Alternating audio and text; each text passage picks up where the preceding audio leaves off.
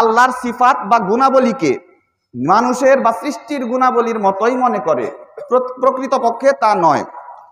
আচ্ছা, তারপরে সূরা আর রহমানের ২৭ নম্বর আয়াতে আল্লাহ তাআলা নিজের সম্পর্কে বলেছেন, ওয়ায়াবকা ওয়াজহু রাব্বিকা যুল জালালি ওয়াল ইকরাম।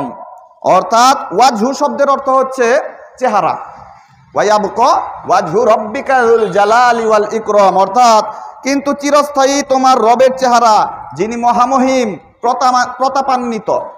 এইখানে আমরা অনুবাদ করতেছি ওয়াজহুর অর্থ চেহারাই, ঠিক আছে। এই চেহারার তার মানে বোঝা গেল চেহারা আছে, রবের চেহারা আছে, কেমন জানি না, জানার দরকারও নাই, তিনি আমাদের জানায় নাই। তবে এতটুকু ঠিক যে সৃষ্টির কোনো কিছুর মতো না, তার চেহারা আছে, বিশ্বাস করছি। যদি বিশ্বাস না করি তাহলে ঈমান নষ্ট হয়ে যাবে। তার চেহারা আছে, বাস, তার যেমন স্বভাব হয় চেহারা তেমনই, অতিরিক্ত আমাদের জানার দরকার নেই। তারপরে আল্লাহ তাআলা বলেছেন লিমা খলাকতু বিয়াদাইয়া, অর্থাৎ আমার দু হাতে আমি যাকে সৃষ্টি করেছি। আদম আলাইহিস সালাম সম্পর্কে আল্লাহ তাআলা বলেছেন লিমা খলাকতু বিয়াদাইয়া, আমি আমার দু হাতে যাকে সৃষ্টি করেছি। তাহলে বোঝা গেল হাতও আছে। হাত আছে কিসের মতো, কার মতো জানি না, কোন সৃষ্টির কারো মতো না। আল্লাহ তাআলার হাত আছে বোঝা গেল, চেহারা আছে বোঝা গেল, সৃষ্টির কারো মতো না। আল্লাহ নিরাকার নয়, আবার আকার সেটাও বলছি না, সৃষ্টির কোনো কিছুর মতো না। আকার শব্দটা ব্যবহার করে নাই পূর্ববর্তী কেউ, রাসূল সাল্লাল্লাহু আলাইহি সাল্লাম ব্যবহার করে নাই, কেউ ব্যবহার করে নাই, নিরাকারও ব্যবহার করে নাই। নিরাকার না তাতে কোনো সন্দেহই নাই।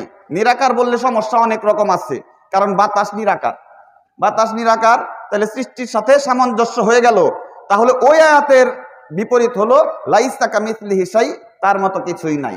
তাহলে নিরাকার না, আকার সেটাও বলছি না। কি রকম ওই পর্যন্ত আমাদের যাওয়ার দরকার নাই, আমাদের জ্ঞানের সীমাবদ্ধতা রয়েছে।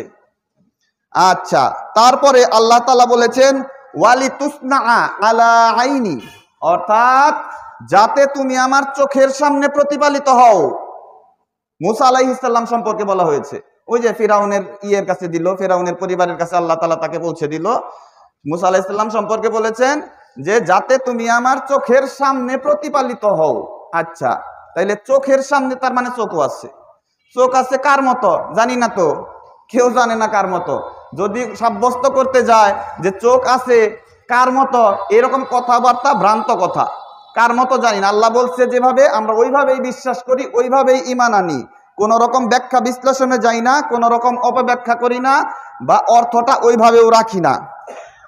কুরআন হাদিসে আল্লাহর সামনে আকার বা জিসেম শব্দটা নেই। জিসেম মানে দেহ, জিসম মানে দেহ, এই শব্দ নেই। আসলে এইরকম শব্দ মহান আল্লাহর সত্তার সাথে যায় না। জিসেম বা দেহ মানুষের বা কোনো সৃষ্টির একটা সিফাত বা গুণ বা গুণাবলী, এটা আল্লাহর সামনে যায় না। আল্লাহর পা আছে। সহিহ বুখারী ইসলামিক ফাউন্ডেশনের 4554 নম্বর হাদিস রয়েছে যে আল্লাহর পাও রয়েছে। কি হাদিসে বলা হয়েছে? আমাদের রব যখন তার পায়ের গোড়ালির জ্যোতি বিকীর্ণ করবেন, ইমানদার নারী পুরুষ সবাই সিজদা করবে, কিন্তু যারা দুনিয়াতে লোক দেখানোর কারণে সলাত এবং প্রচার করার কারণে সলাত আদায় করেছে বা সিজদা করতো, তারা বাকি থাকবে। তারা সিজদা করতে চাইলে তাদের মেরুদণ্ড একখণ্ড কাঠের মতো থাকবে, মানে সোজা থাকবে। আল্লাহ সর্বশ্রোতা। ওই একই আয়াতে, কোনটা? সূরা শুরার 11 নম্বর আয়াতে বলেছেন ওয়া হুয়াস সামিউম বাসীর, তিনি সর্বশ্রোতা। সর্বশ্রোতা অর্থাৎ